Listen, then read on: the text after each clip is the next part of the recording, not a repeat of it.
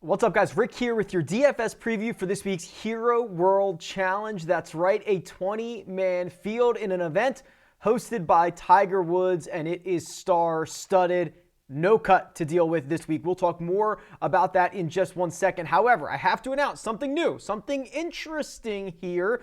I tweeted this out just a bit ago, so for those of you who follow me on Twitter, you already know this, but otherwise, I have indeed been accepted into the Twitter Spaces Spark program. It's essentially a program put on by Twitter to help kind of curate and create new Twitter Spaces. If you're unfamiliar with what a Twitter Space is, I don't really know how to describe it. It's like an audio chat room on Twitter. So I go on there and I can talk about anything that I want, and you can also join in on the conversation. I can bring you up on stage and you can ask a question or make a comment. It's very interactive. I quite enjoy them. So I'm going to be hosting 2 Twitter Spaces every week for the next 3 months. That's the deal. Maybe longer. Who knows? We'll see how it goes. But I've got the first 2 lined up, and they are this weekend. So on Saturday at 6 p.m. Eastern time, Andy Lack and I are going to go through kind of Hero World Challenge update. We're going to power rank golfers based on some silly things. It's just going to be a good time, and you're more than welcome to join in on the conversation. And then the following day, Sunday, 3 p.m. Eastern time, that's Sia Nejad. We're going to do essentially the final hour of the Hero World Challenge watch party. That's right. We're just going to hang. We're going to see what happens. Sia's a good guy. I always enjoy chatting with him, and we're going to see how this goes. So I've pinned that tweet to my Twitter profile at RickRunGood. You can go see more information about it, but please support me in this endeavor. I think it'll be really cool, and it'll be really interactive along the way. Additional announcements, and I'll go through these quickly. There are, of course, 2 live chats this week, 3 p.m. Eastern, right here on the Rick Run Good YouTube channel. That is your Hero World Challenge live chat, question, answer, whatever you want to talk about. And then 8:15 p.m. Eastern time, that is the Jock Market Power Hour. So a 20-person field in the Jock Market, Stock Market DFS. That's going to be exciting. So looking forward to that. And then finally, and I promise this is it, everything that you see from here on out will be from my website, RickRunGood.com. If you sign up, I think you'll enjoy it. Otherwise, you can win a subscription to RickRunGood.com. There are 2 ways to enter that draw. Number 1, like this video, make sure you're subscribed, and comment below with who you think is going to win the Hero World Challenge. Way number 2, the easier way to win, go over to Apple Podcasts, leave a 5-star rating and review on the podcast version of the show. Say something nice, leave me your Twitter handle. That will get you in the draw as well. You do them both, you double your chances. I think that's it. 20 golfers. Let's get into it. The course, Albany. That's its name, official name, Albany. Not Albany Country Club, not Albany Golf Club. Actually, quite confusing if you ask me. But we are in the Bahamas. This is Tiger's event. Tiger obviously not playing this week, but after seeing his swing from last week on Twitter, I assume we're going to see him there, right? He's the host. I assume he's going to be there. We shall wait and see. But this is, of course, as you can imagine, on the island, an oceanside course. There is a lot of sand. If you miss the fairway, it's a par 72, and the greens are a little bit smaller than tour average, about 4,500 square feet on average. The tour average is probably closer to 5,000, so a little bit smaller. And with Bermuda grass throughout, you'll want to use that for your putting metrics. A very interesting course model for this week, because what you'll see is that the most highly correlated stat is around the green. What does that mean? It doesn't mean that you need to get up and down to make par to win the Hero World Challenge. It just means that players with really good short games have, over the years, correlated to success at this event. That's all that it means. So I'll show you who the better around the green players are here in just 1 second, but it's also worth noting this is a no-cut event. The round 1 pairings and tee times are already out. I've tweeted them out. It's fascinating stuff. They'll reset those after each and every single round, and it should go pretty quickly with only 20 golfers out on the course at any given time, or at all times. So it should be a lot of fun, and we're looking for birdie makers. You know, since this event move to Albany, you are looking at basically 19 and a half, 20 under par. That's been the winning score around here. So you're probably going to need something close to that unless the wind really kicks up. Let's scroll down here on the model. And if we just look at the best players, we could just do best players for this course. So this is the adjusted fit model. Essentially, this takes the calculations from the top, what's been the most important. It looks at whatever number of rounds you put in this case, 16 rounds, and it says who's the best player in those 16 rounds that should fit this course. Sam Burns is number 1, Rory McIlroy number 2, Webb Simpson number 3. If you want to go with the short game, the around the green stuff, another familiar name, Webb Simpson pops up. Scotty Scheffler's number 2. Tyrrell Hatton is number 3. So just to kind of get an idea of what you're looking at for this week. But let's go over to the cheat sheet here. And I'll tell you what, there's only 20 golfers in the field. Do we just talk about every single one of them? Is that what we do? We just spend like a minute on each one? Something like that? I don't know if I can limit myself to a minute, so maybe we'll go quicker on some of these guys. But Rory McIlroy, victory at the CJ Cup, and then a disappointing T6 in his most recent event, which was in Dubai. So he almost went back-to-back in victories, but struggled on Sunday.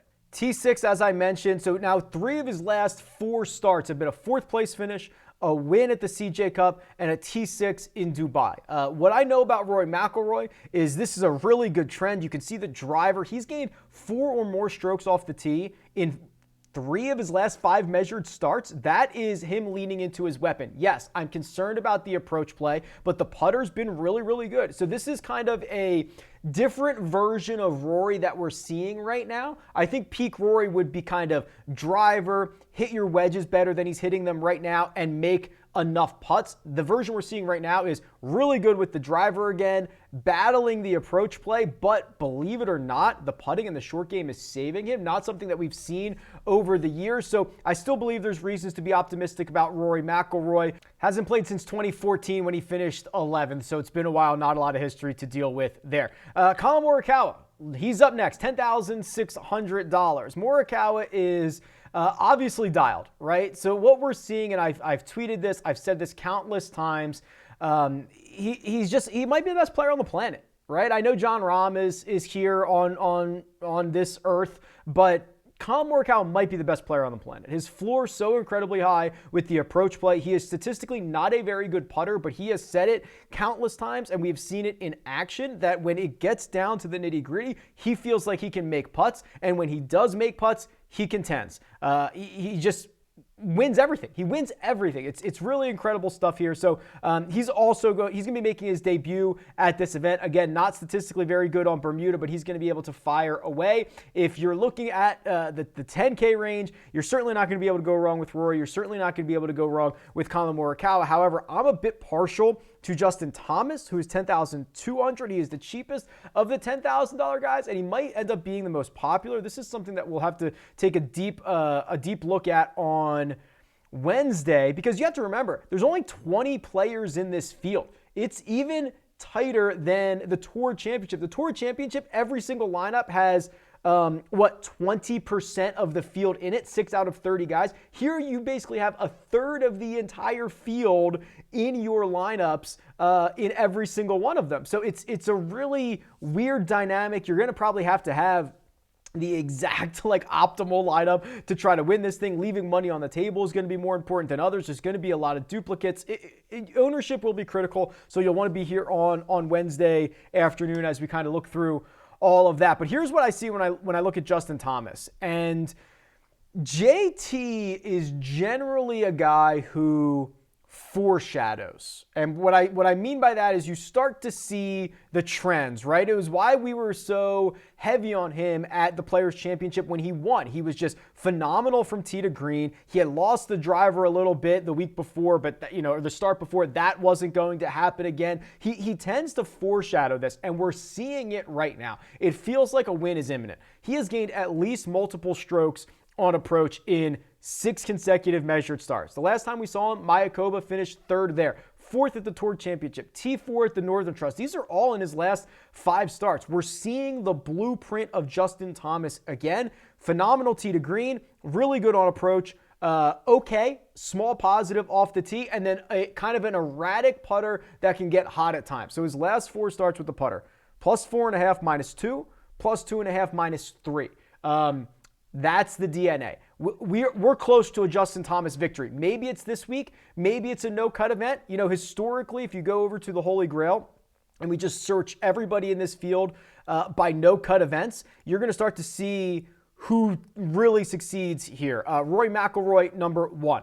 1.68 strokes gained per round over 104 rounds. JT, Justin Thomas, number 2. 136. He's played 32 more rounds than Rory has, and he's at 1.52, which is only, 16 hundredths, right?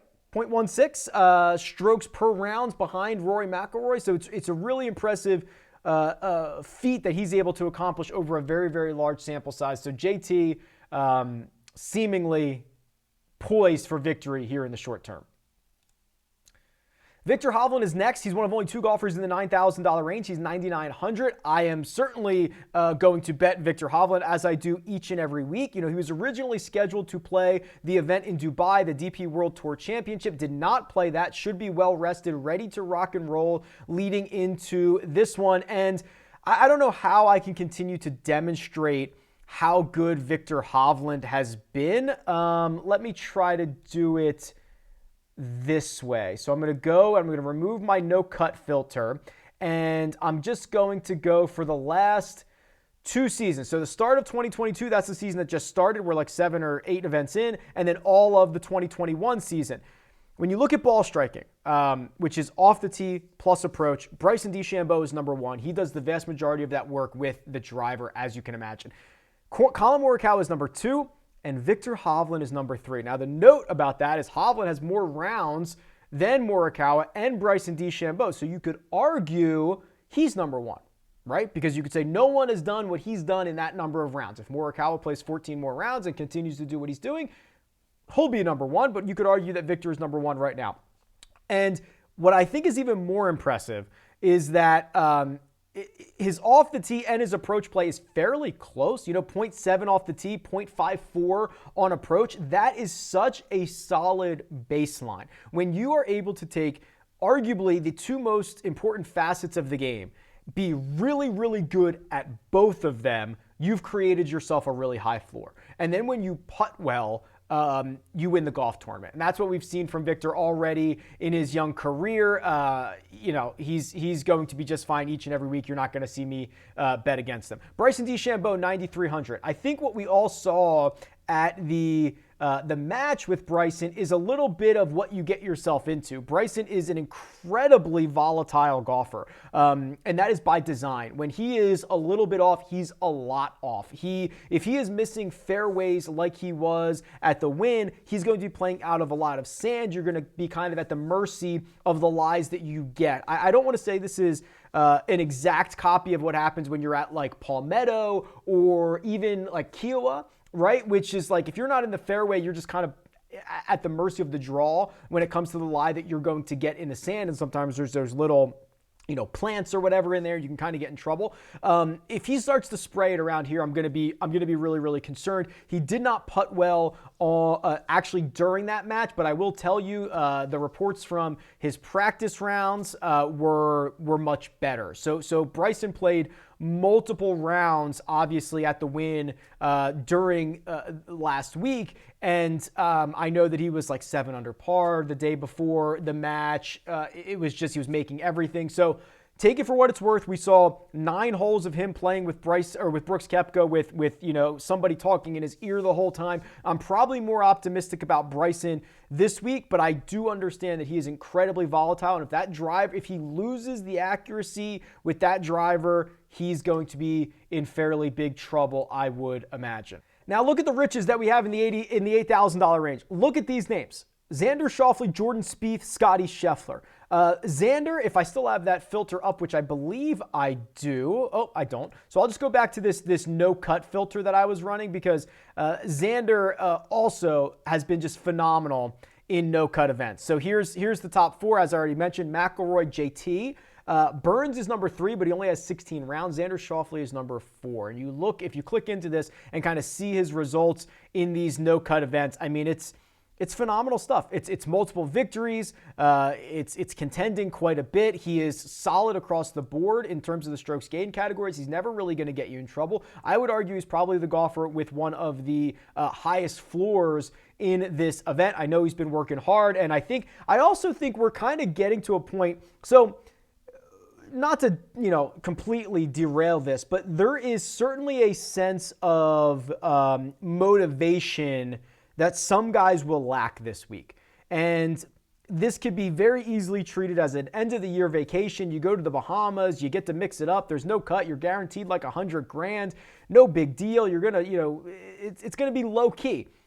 Some guys come in with a lot of motivation just because they're kind of self-motivated. And I think Xander's one of those guys. I think we're starting to get to the point where the rumblings around Xander, even with the win at the Ryder Cup, even with the win at the Olympics, it's like he needs to win more. He needs to win more in these PGA Tour events, and I think we're all starting to hear that. I think this would be a great spot for Xander. Jordan Spieth. Let me point out something at Jordan Spieth, who's $8,300 that I'm a little bit worried about. And we've got Spieth baby swag this week. Congrats to him and his wife, Sammy Spieth, has entered into the world. Congratulations to the Spieths. But baby swag aside, here's what I'm worried about with Jordan. That is 4 out of his last 5 measured events, he has lost strokes on approach.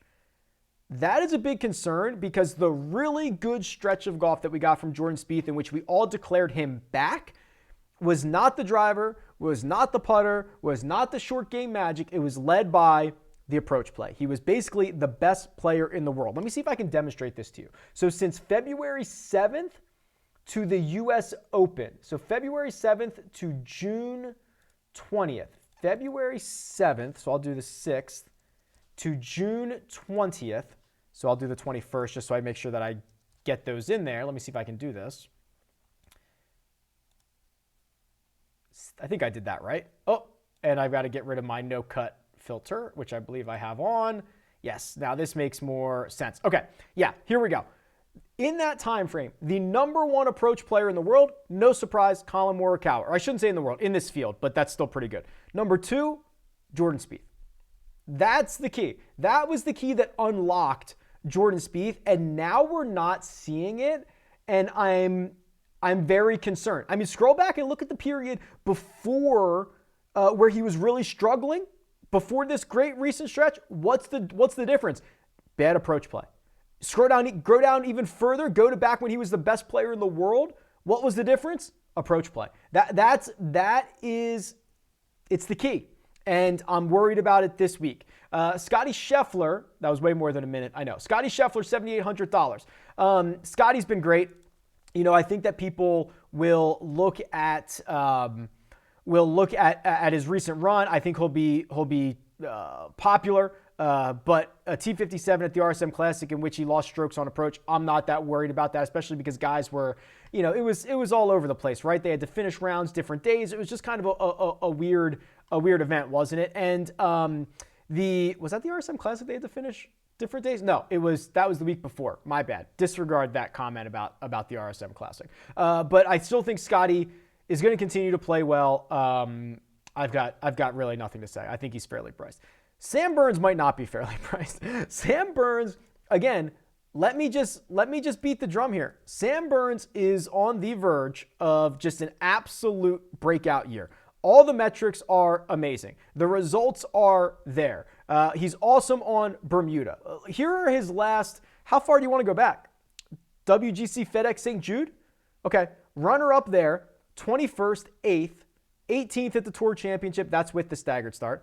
Then he won. Then this season, he won, finished 14th, finished 5th, finished 7th. I mean, he's a machine. He's an absolute machine. He's going to be probably the highest owned golfer on the slate because he's $7,500. Everybody knows the upside that he has. He makes a ton of birdies. He will be, oh man, I'm going to go on record here.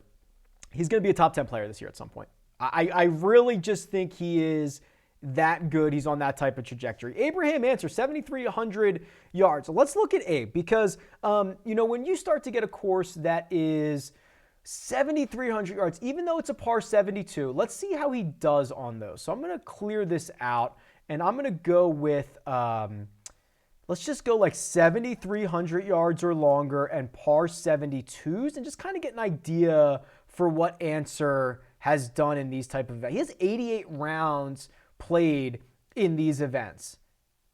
He's done okay.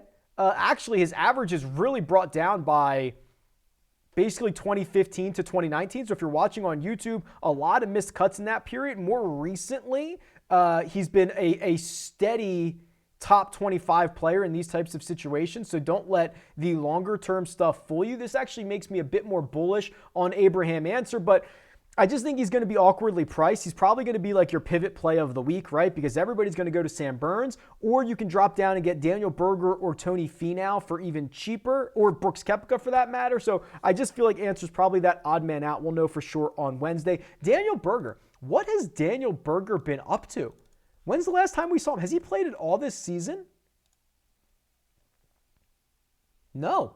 We are getting the debut of Daniel Berger. Now, this is kind of interesting because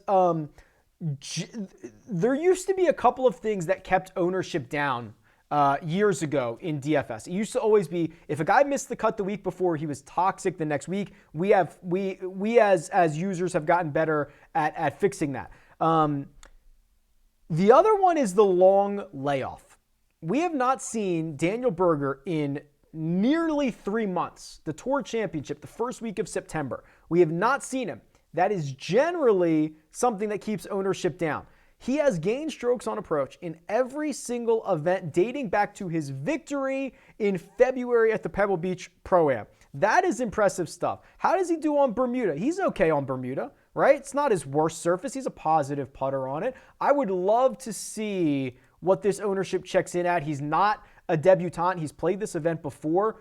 We're going to keep a close eye on DB this week. Tony Finau, another guy that really kind of concerns me. Runner-up finish in 19, a 10th place finish in 20. Remember, they did not play this event last year, which would have been the 2021 edition, so don't let that confuse you. This event has not been played since December of 2019. Here's Tony Finau, and here's what I'm worried about.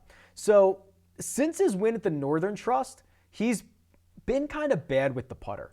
And it's resulted in a missed cut in Houston, a 45th at the CJ Cup. There was no cut there. 45th at Mayakoba. He's losing over 12 strokes putting over the course of those 3 measured events. And that is generally not a very good sign for Tony. You know, sometimes he gets stuck in these ruts of not being able to putt well. And if he can't putt himself out of a paper bag, it's going to be quite difficult. And by the way, Bermuda is by far his worst putting surface. Next up is Brooks Koepka. Yeah, here's going to be another popular guy. Again, what's our perception right now? Our perception is Brooks Koepka just beat the crap out of Bryson DeChambeau on national television with everyone watching. It's almost like, you know, you take this to a football analogy. Oh, you just watched that team get blown out on Monday Night Football. That's going to affect the line. $6,800 from Brooks Koepka. Feels wrong. Feels terribly wrong.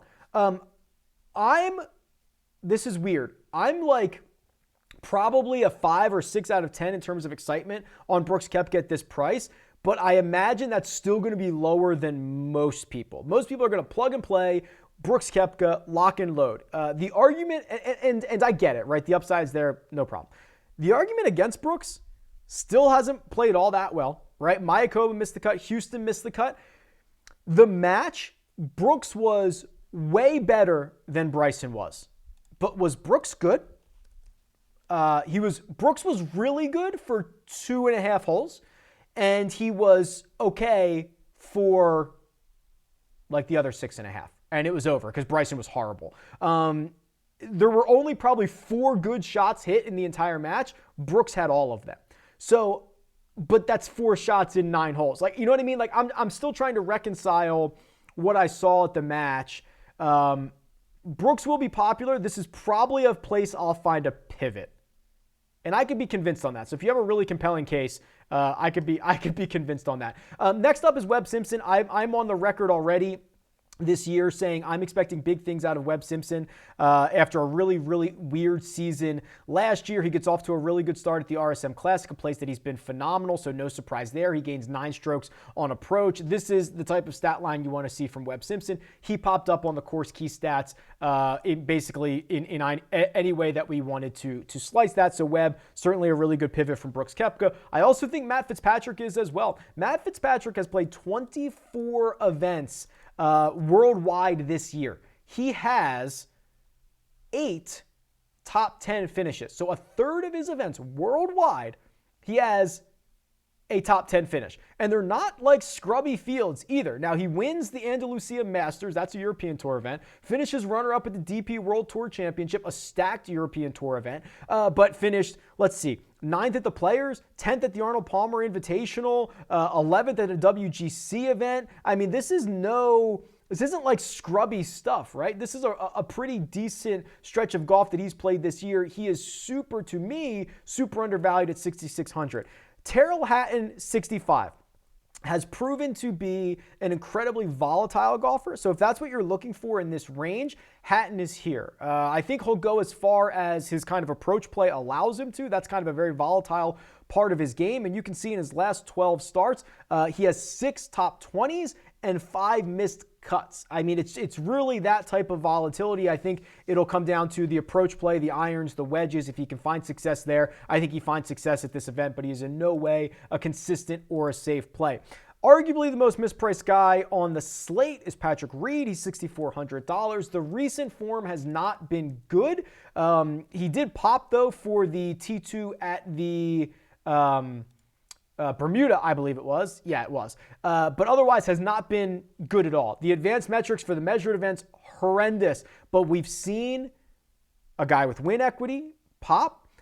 We've seen him. He's been lights out at this event, right? Last 4 years, 3rd, 11th, 5th, and 10th. Remember, he had that little rules incident last time we were here that cost him I believe that cost him getting into a playoff for the edition that Henrik Stenson would go on to win. So Reed's going to be popular, $6,400. He makes a lot of lineups, makes sense. Harris English is 62.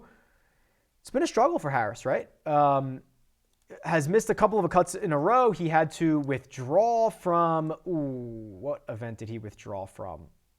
The CJ Cup, right? That was a no-cut event. Missed the cut at the RSM Classic, which was a little bit surprising. So I'll tread lightly with Harris English. Again, he's another one of these guys that tends to foreshadow his successes. So if I'm not seeing him roll towards really good form, it's kind of hard to buy in there. Justin Rose, you're going to hear the narrative this week around the fact that he lives, or at least has a place in the Bahamas. He plays out of Albany all the time. The results are phenomenal. 3 consecutive top 5 finishes. And you guys know that I'm generally not a Justin Rose guy, but here at 6,100 on a course that he's very, very familiar with, and coming off a really good, well-rounded T12 at the RSM, I could buy this week. So remember when I've been very, very pessimistic on Justin Rose, it's been for a couple of reasons.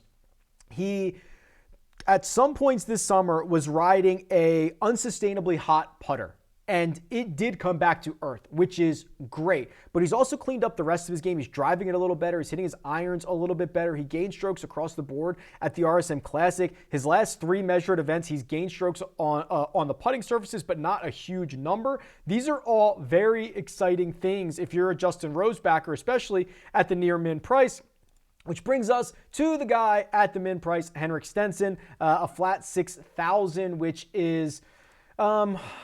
I think I'm maybe a little bit more bullish than most. So he missed the cut at the Houston Open, missed the cut at Mayakoba, but you go back and you look at some of his starts right before then, at the end of the European Tour season, or not the end of the season, but the end of kind of like into September.